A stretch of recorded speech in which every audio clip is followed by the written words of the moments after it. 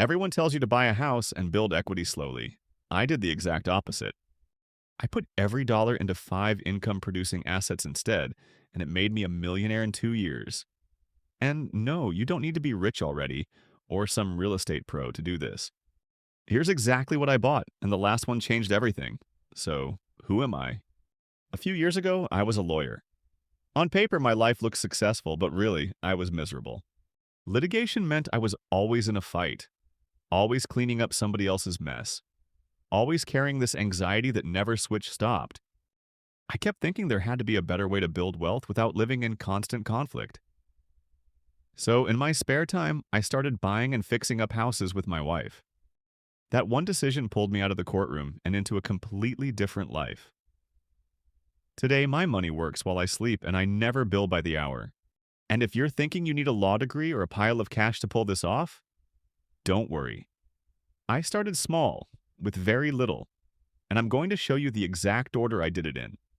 Now, most people get this part wrong. They chase the flashy stuff first. I did it backwards, and that order is how I built a wealth machine. I'm going to walk you through all 5 assets in the exact order I bought them, or sold them, because each one funded the next. And asset number 5? That's the one that turned a nice income into money that just kept rolling in. Let's get into it. Asset number 1 was fix and flip houses. You've probably seen those "We Buy Ugly Houses" signs on the side of the road. That was basically me and my wife. I'd find an average house that needed work. An ugly kitchen, a dated bathroom, some cosmetic stuff that scared off regular buyers. I'd buy it below market, fix it up, and sell it for a profit. On average, I did about one every 2 months. Now, flipping houses is not passive. It's a job. But it was never meant to be the destination. It was the engine. And we partnered with a licensed general contractor so that we did not do the renovation work ourselves. After all, I had a serious job that took most of my time. In about 2 years, flipping put roughly $500,000 in cash in my pocket. And that cash was fuel for what came next. And here's a little secret. I didn't even have to renovate every house to make money. Sometimes I get one of these ugly houses under contract, and instead of fixing it up, I just flip the contract to another investor. The purchase contract itself was assignable, so I could sell my spot in the deal for a quick fee. That alone pulled in somewhere between $5,000 and $12,000 each time. So really, that's my second income-producing asset hiding inside the first one, the contract itself. Which brings me to the next income-producing asset, rental properties. Instead of blowing that flip money on a nicer car or a bigger lifestyle, I did something boring.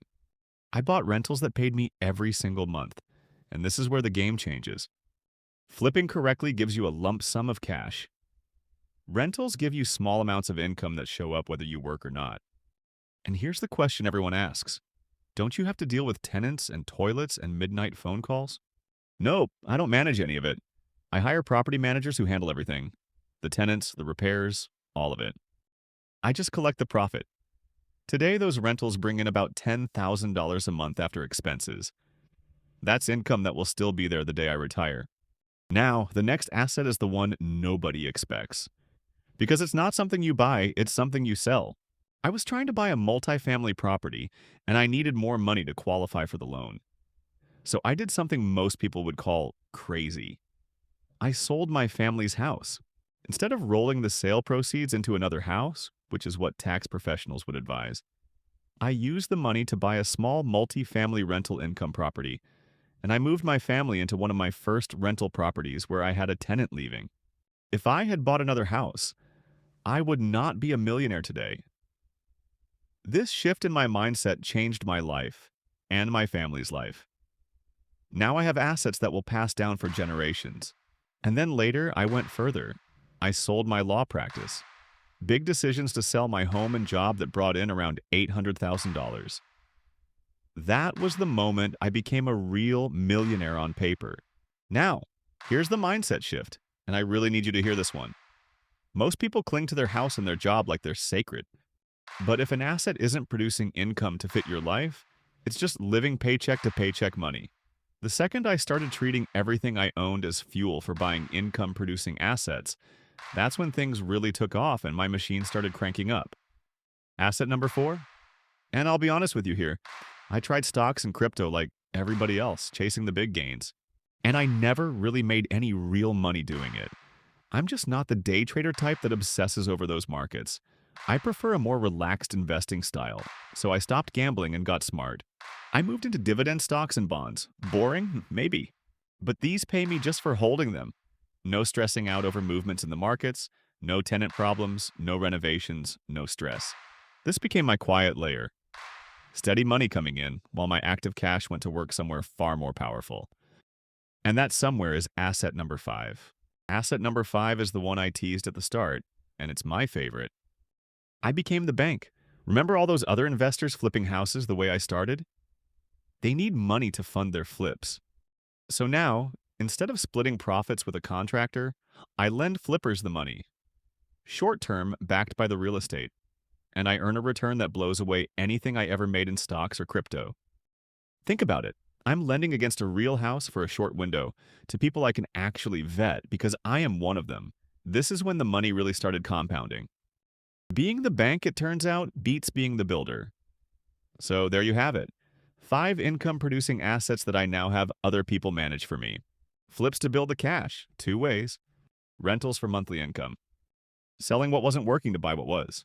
Dividends and bonds for the steady layer. And private lending to really turn on the tap. I skipped the dream house, and I bought income instead. And in 2 years, it made me a millionaire. The best part? Not one of these required me to be a genius. Just willing to do it in the right order. Before we discuss our final thoughts here, the Laws for Wealth channel wants to thank SaneBox for sponsoring this video.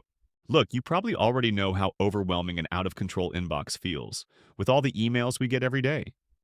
SaneBox fixes that and lets you train your inbox to sort your emails, saving you valuable time every day. It's an AI-powered email tool that learns which emails actually matter to you. And it quietly moves everything else out of your way so your inbox only shows you what needs your attention right now. No more digging through promotional noise to find the one message you actually needed. SaneBox works with whatever email you already use, Gmail, Outlook, Apple Mail, and it sets up in minutes. There's a link in the description, and SaneBox is offering our viewers a free trial so you can see for yourself before spending a cent. Now let's get back to it. If this gave you a new way to think about money, do me a quick favor and subscribe. It's free and it helps me keep putting out videos just like this one. Before you go, let me leave you with this. If you think flipping houses was profitable, wait until you see what I'm doing now. I stopped flipping houses, and I started flipping entire businesses, using AI to make them worth millions more. I break down exactly how it works in this next video. Click it on the screen right now, and I'll see you over there.